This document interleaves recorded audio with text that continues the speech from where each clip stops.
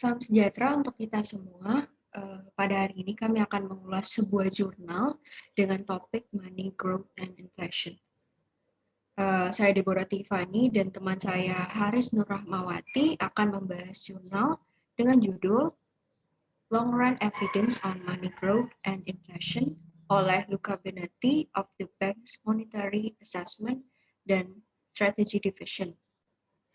Jurnal ini membahas tentang korelasi antara inflasi serta tingkat pertumbuhan uang sempit dan juga uang luas atau narrow and broad money di United Kingdom atau Britania Raya sejak abad ke-19.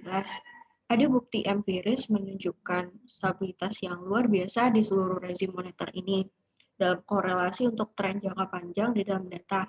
Tapi kita juga menemui yang adanya ketidakstabilan di jangka pendek hingga menengah. Next.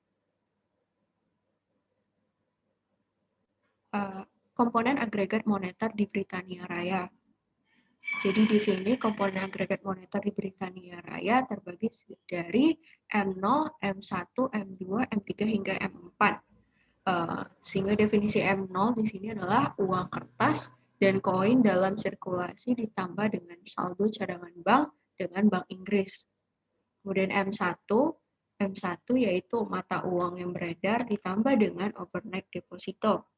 Overnight deposit itu adalah simpanan dana nasabah di dalam mata uang domestik dan asing dengan jangka waktu minimal 1 hari atau disebut juga overnight dan maksimal 1 tahun. Kemudian ada M2. M2 di sini termasuk M1 plus dengan simpanan dengan jangka waktu yang disepakati hingga 2 tahun ditambah simpanan yang dapat ditukarkan dengan periode pemberitahuan hingga 3 bulan. Next. Kemudian ada M3 dan M4. M3 adalah M2 ditambah perjanjian pembelian kembali ditambah saham per unit dana pasar uang atau MMF ditambah surat utang hingga 2 tahun. Kemudian ada M4 dan M4 ini hanya tersedia pada tahun 1963. Jadi M4 di sini adalah uang tunai di luar bank, yaitu dalam sirkulasi dalam perusahaan publik dan non-bank, ditambah dengan bank retail sektor swasta dan deposito masyarakat, ditambah bank grosir sektor swasta, deposito masyarakat bangunan, dan sertifikat deposito.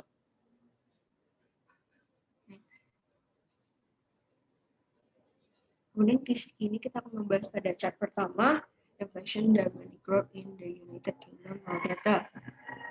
Jadi rentang waktunya kita dimulai dari tahun 1870, dan sehingga mulai dari sini inflasi dan tingkat pertumbuhan basis uang M3 dan M4 di Inggris Raya. Kemudian pada tahun 1914 adanya pengaturan moneter dengan standar emas. Kemudian disambung lagi pada tahun 1975 diperkenalkannya lagi standar emas ke dalam sistem moneter. Kemudian dilanjutkan pada tahun 1931 standar emas pada tahun ini itu mulai ditinggalkan. Sehingga seiring ditinggalkannya itu muncullah daerah sterling secara informal. Kemudian pada tahun 1939 standar emas sendiri itu benar-benar sudah ditinggalkan. Dilanjutkan pada tahun 1944 dengan kemenangan daripada negara US atau Amerika Serikat di dalam Perang Dunia Kedua, sehingga dengan menangnya itu Amerika Serikat sendiri itu menjadi negara adidaya, sehingga karena itu mereka United States menghelat sebuah agreement yaitu Bretton Woods Agreement, dan di mana 44 negara ini menciptakan suatu sistem moneter yang baru berbasis nilai daripada US dollar atau dinamakan dengan Fixed Exchange Rate System. Kemudian pada tahun 1972 adanya floating asset, kemudian lanjutkan lagi pada terakhir pasca Oktober 1992 di mana ada rezim penargetan inflasi yang diikuti dengan pengabaian selling daripada ERM. Next.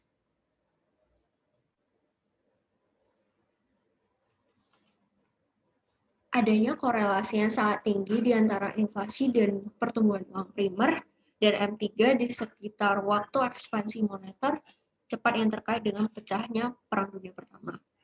Sebaliknya, korelasi sekitar Perang Dunia Kedua itu jauh lebih lemah. Ini mungkin karena Inggris dengan penggunaan kontrol harga yang lebih besar oleh pemerintah dan juga pendistribusian. Next.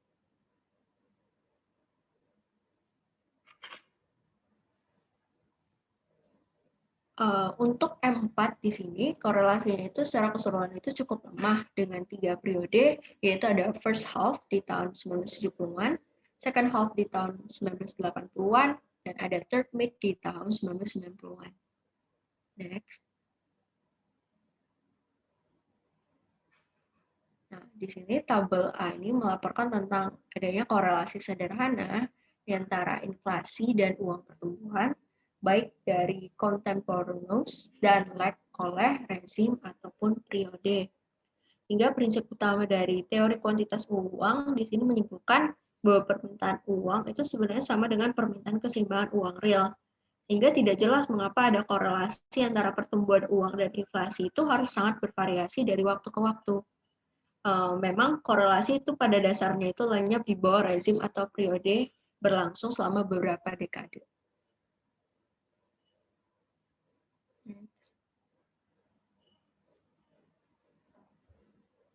Nah, sehingga pada jurnal ini diasumsikan ada dua penjelasan, yaitu penjelasan pertama itu bahwa dalam lingkungan inflasi yang stabil, seperti yang ada di bawah standar emas, Bretton Woods, dan rezim saat ini, guncangan terhadap permintaan uang dan output real itu menjadi lebih penting, sehingga mengaburkan korelasi antara pertumbuhan uang dan inflasi. Kemudian ada penjelasan yang kedua, ini adalah korelasi itu mungkin berbeda pada frekuensi data yang berbeda. Hingga Milton Friedman itu berulang kali menekankan bagaimana korelasinya antara pertumbuhan uang dan inflasi itu mungkin berbeda dari di frekuensi tren dibandingkan dengan siklus bisnis frekuensi. Selanjutnya, saya akan membahas mengenai chart 2, yaitu United Kingdom Low Frequency Component of Inflation and Money Growth. Jadi di sebelah kiri ini diperlihatkan grafik Composite Price Index M0 pada komponen lebih dari 30 tahun. Sedangkan di sebelah kanan terdapat grafik Composite Price Index dan M0 antara 8 sampai 30 tahun. Dari grafik ini sebenarnya dapat kita bandingkan bahwasannya antara komponen lebih dari 30 tahun ini dia memiliki pola yang lebih teratur dibandingkan dengan pola antara komponen 8 hingga 30 tahun.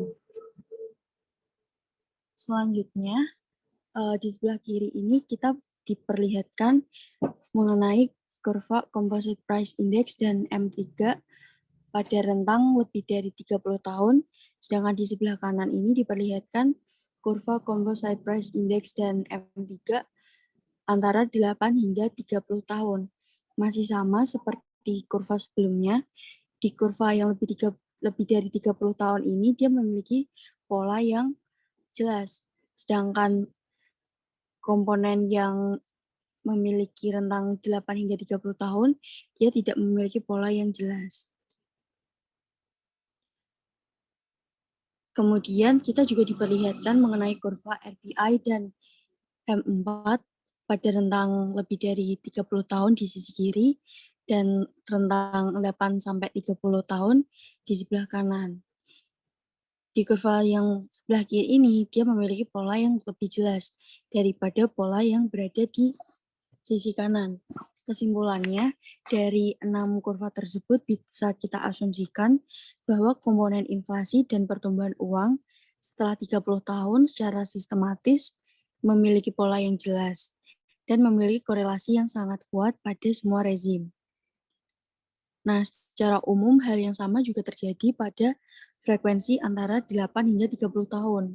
Akan tetapi terdapat pengecualian, seperti untuk M4 yang tidak memiliki pola yang jelas, M3 di bawah Bretton Woods yang korelasinya menjadi negatif, uang primer di sekitar Perang Dunia II yang terkena dampak langsung, dan juga ketika pertumbuhan M0 secara jelas melampaui inflasi.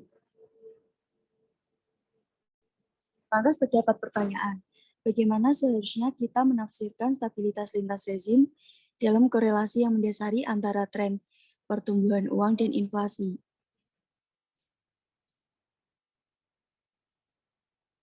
Nah, menurut Svensson, makna yang dikaitkan dengan korelasi antara inflasi dan pertumbuhan uang bergantung pada sifat rezim moneter yang mendasarinya.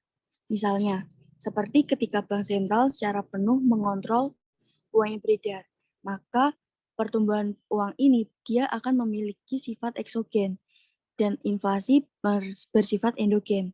Sedangkan ketika bank sentral mengendalikan inflasi secara penuh, berarti inflasi memiliki sifat eksogen, sedangkan pertumbuhan uangnya memiliki sifat endogen.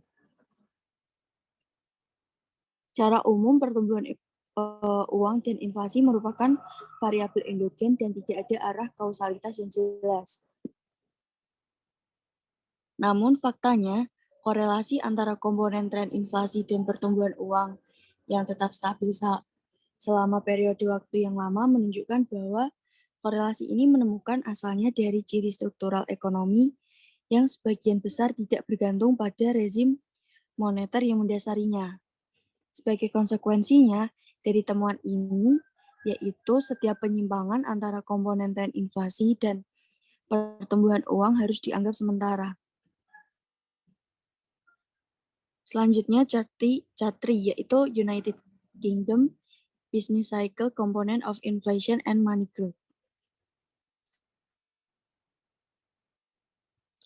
Pada chart 3 ini dia menunjukkan untuk uang primer dan pertumbuhan M4 dan untuk inflasi RPI komponen dengan periodisitas antara 6 kuartal dan 8 tahun yang secara tradisional dianggap dalam literatur siklus bisnis sebagai panjang siklus yang khas. Kesan keseluruhannya yaitu stabilitas yang jauh lebih rendah dalam korelasi dibandingkan pada frekuensi rendah. Korelasi antara pertumbuhan M4 dan inflasi, khususnya negatif sampai paruh tahun 1980-an. Kemudian setelah itu akan menjadi positif. Selanjutnya, chart 4 mengenai United States Low Frequency Component of Inflation and Money Growth. Jika stabilitas korelasi antara inflasi dan tingkat pertumbuhan agregat moneter pada frekuensi yang sangat rendah, mencerminkan ciri-ciri ekonomi yang mendasarinya, mungkin berharap untuk menemukan bukti serupa untuk negara lain, misalnya yang terjadi di Amerika Serikat. Pada chart 4 ini melaporkan bukti untuk Amerika Serikat sejak paruh kedua abad ke-19 mengenai agregat moneter, uang primer, M1, M2, dan agregat saham uang yang dijelaskan oleh Friedman.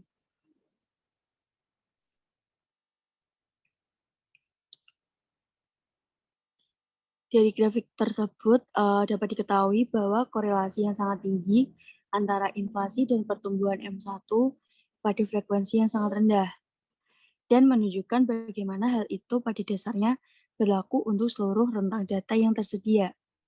Kemudian dapat dideteksi juga mengenai korelasi yang sangat kuat dan stabil antara inflasi dan pertumbuhan M2 pada frekuensi yang sangat rendah.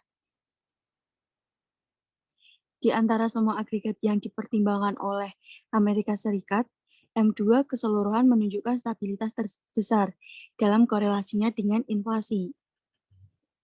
Dan ditunjukkan dengan pola yang sama antara M2 dan juga inflasinya.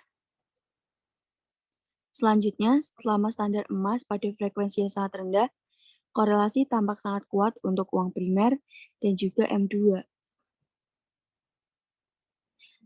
Nah, selanjutnya bisa kita simpulkan mengenai United States Low Frequency Component of Inflation and Money Growth. Dari jurnal ini telah menyelidiki korelasi antara inflasi dan tingkat pertumbuhan uang sempit dan uang luas di Inggris Raya sejak abad ke-19. Bukti empiris menunjukkan stabilitas yang kuat di seluruh rezim moneter dalam korelasi untuk tren jangka panjang dalam data. Akan tetapi, beberapa ketidakstabilan dalam jangka pendek hingga menengah termasuk periode yang biasanya terkait dengan panjang siklus bisnis.